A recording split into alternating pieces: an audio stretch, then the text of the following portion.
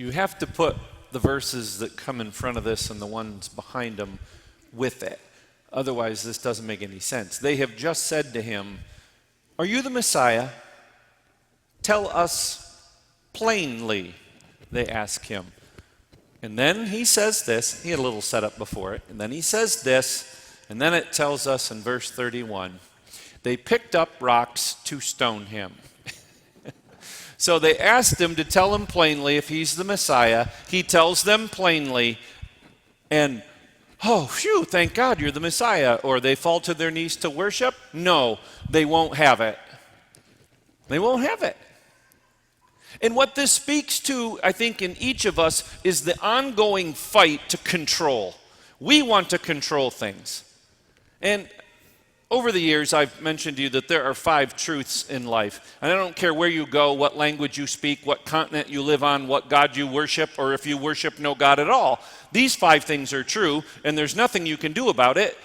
And one of them is, you're not in control.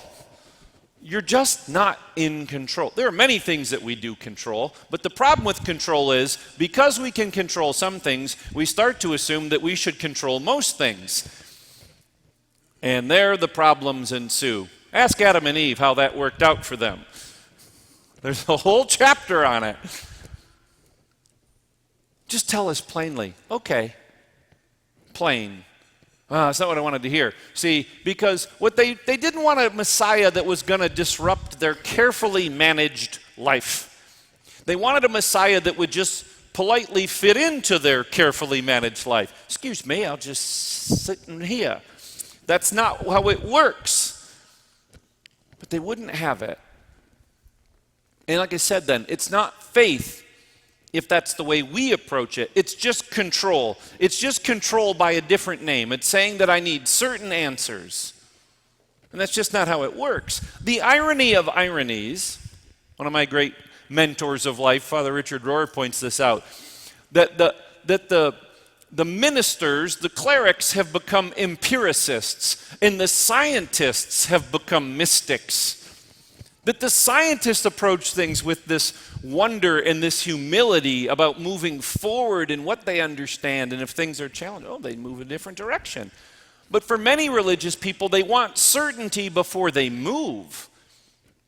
And that just isn't how it works. Scientists accept all kinds of things that you can't see. Gravity, dark matter, radio waves, insert things. Why do they believe in those things? Because they see the effects of those things. And the same goes for us as believers. We have not seen the face of God, but we see the fingerprints of God everywhere.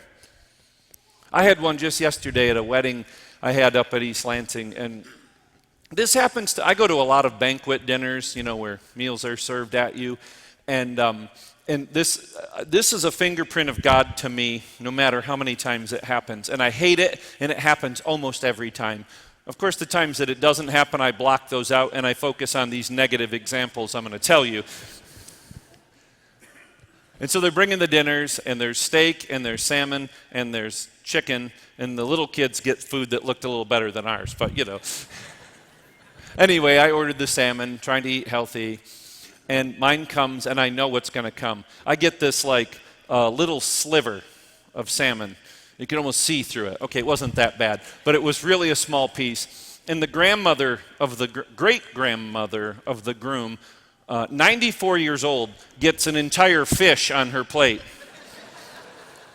And I'm like, the 6'3", 200-pound guy gets the sliver, and Granny, who immediately starts to do what? Complain about the size of the salmon. And I've just gritted teeth like, we could trade if you want. They shouldn't give us this much food. No, they shouldn't give us this little food. Okay, I'm done. But it happens almost all the time. And as it's being served, I'm like, here we go, Lord. Here we go. Whatever it's going to be, I'm always going to get the smallest piece at the table. And it's such a silly thing.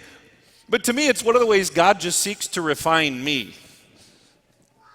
Because I think about them at their wedding and how they're filled with joy and with wonder as they prepare to say yes.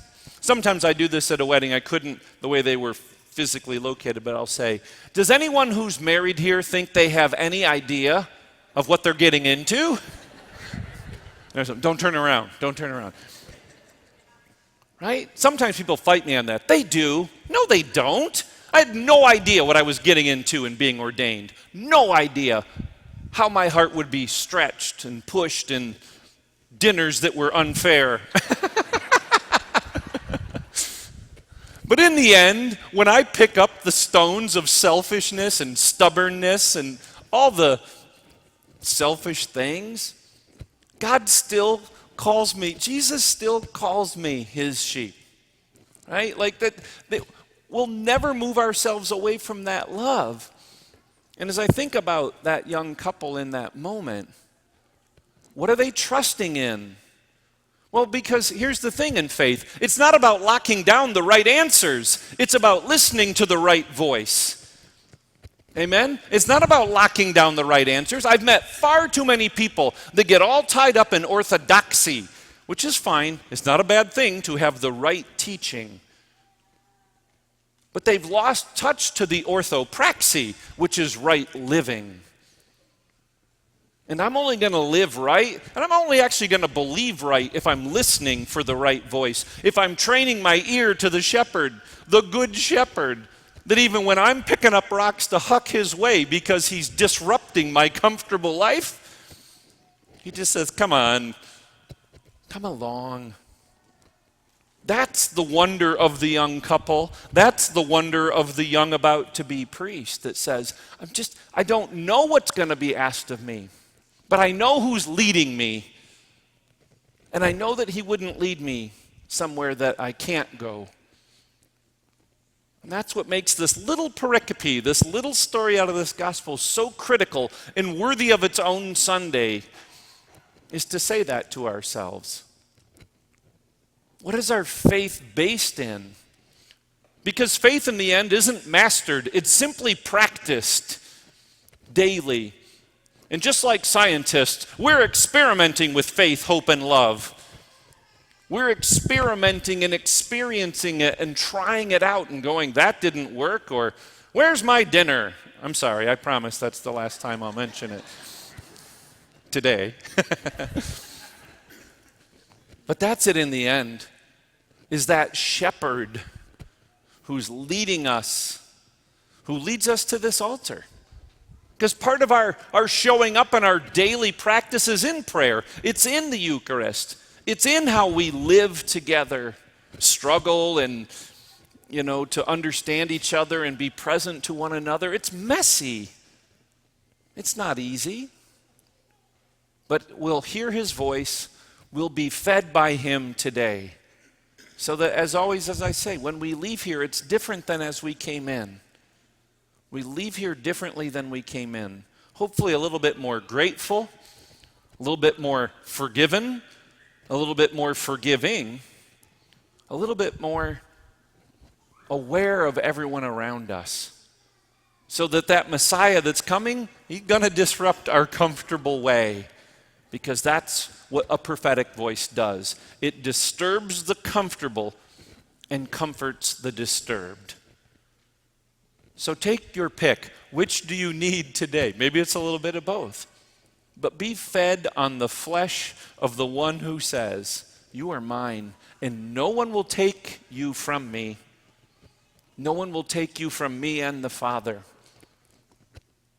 Feel the confidence of that statement that's given to us, so that as we receive him today, is that what we say? Not worthily, but the invitation is ours to receive him in this Eucharist, so that we may be a little bit more faithful disciples of his this day. May God be praised.